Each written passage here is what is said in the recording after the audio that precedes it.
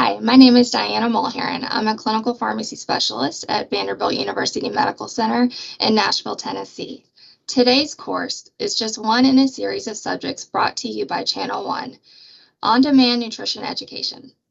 Today we are looking at parenteral nutrition copper provision in hospitalized patients with severe hyperbilirubinemia.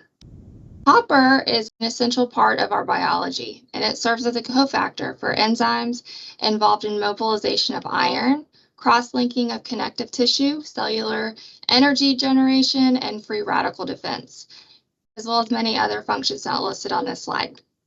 The homeostasis of copper is a complexly orchestrated process, so we are hitting the highlights here.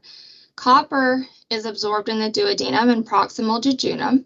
Almost all circulating copper is bound to ceruloplasmin in a non-exchangeable manner, and it is stored in the liver and then undergoes biliary excretion, which is why copper status is relevant to this topic of parenteral nutrition in patients with cholestasis.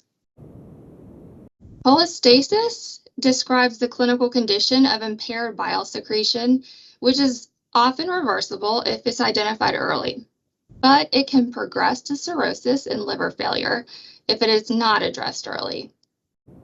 Bile secretion isn't something that we can directly measure in clinical practice, so we rely on findings such as laboratory markers. However, there is no standard definition based on only laboratory values, so the definitions that have been used in studies have varied greatly. Patients with cholestasis typically have elevations in their alkaline phosphatase, gamma glutamyl transpeptidase, and conjugated or direct bilirubin.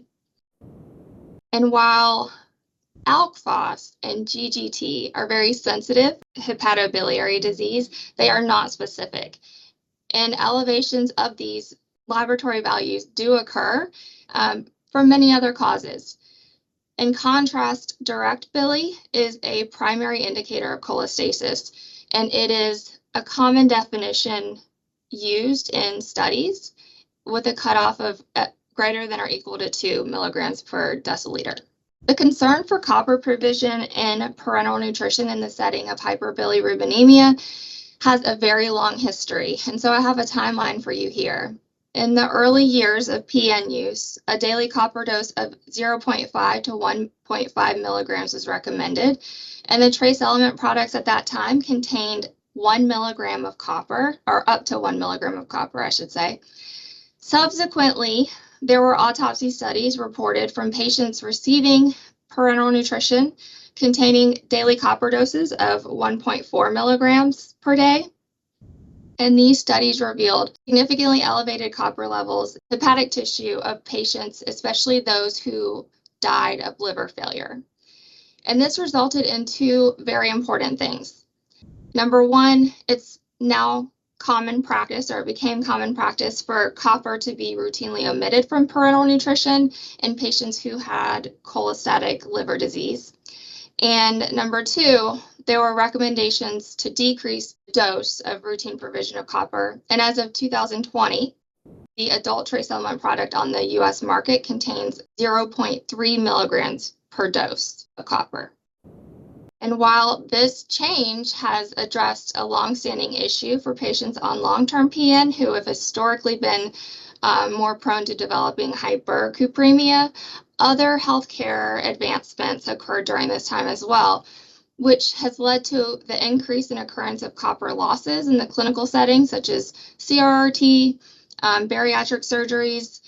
We're also constantly dealing with shortages of parenteral nutrition ingredients and a diminished focus overall in nutrition education and healthcare. And these two issues impact the management of parenteral nutrition, including micronutrient management across all settings.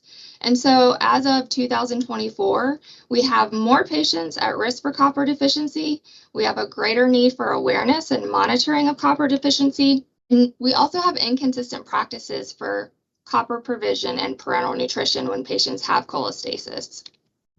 Specific guidance from nutrition organizations on how to approach copper dosing in the setting of cholestasis is lacking. Both ASPEN and ESPEN provide general recommendations to decrease copper in the parenteral nutrition formula in this scenario, and ASPEN even suggests omitting copper, although this reference is over 10 years old now. There are several other publications that have been published providing some guidance, but no recommendations are identical. And this ultimately leads to confusion among clinicians, and clinicians are left really unsure what to do. Empirically omitting copper from the parenteral nutrition formula on the basis of bilirubin levels alone does not account for the patient-specific factors that increase the likelihood of deficiency.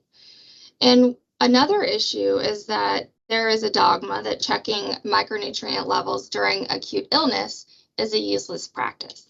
So for any micronutrient, even in the setting of inflammation, there is clinical utility in checking levels when the entire clinical picture is considered, rather than just looking at a laboratory value. And this idea is supported in the 2022 ESPEN micronutrient guidelines. A major concept emphasized in these guidelines is a differentiation between micronutrient depletion and deficiency, where depletion is defined as having high losses of a micronutrient relative to intake. So these are the patients where they either have really poor intake or high losses. And we would refer to this as depletion as long as no other signs or symptoms of deficiency are present. Deficiency is distinguished from depletion by the presence of signs or symptoms of deficiency or laboratory values below the reference range.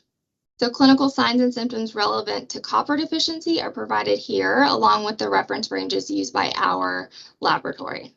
Interpretation of copper levels in the presence of inflammation is unique from other micronutrients. So for those micronutrients that are acute phase reactants, not all of them are, as inflammation increases, the concentrations of most of these micronutrients will decrease because most are negative acute phase reactants. For copper, however, the opposite is true. Copper is a positive acute phase reactant, so as inflammation increases, so does the measured copper concentration. And when we're evaluating copper levels in acutely ill patients, this means that the actual copper level is lower than the reported value when inflammation is present. So even when the reported value is within reference range, copper deficiency may still be present.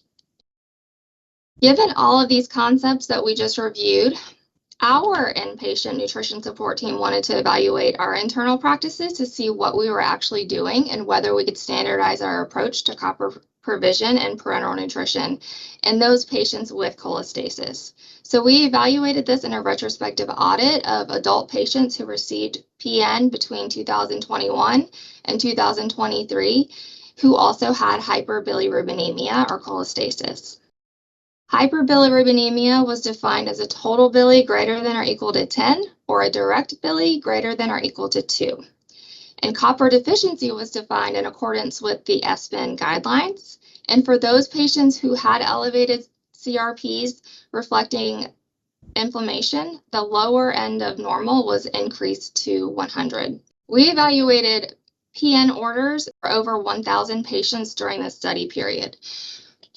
Of those patients evaluated, hyperbilirubinemia was present in 155 PN encounters that occurred for 144 individual patients. This population had severe hepatobiliary dysfunction with a mean total bilirubin of 19.7 and a direct bili of 6.5. Many of these patients were critically ill, and 28% of them required CRRT during the PN encounters. This slide depicts the amount of copper provided in our PN admixtures and just a summary of what we did. So of those PN formulas evaluated, 40% of them contained 0.3 milligrams of copper simply from the trace element product alone.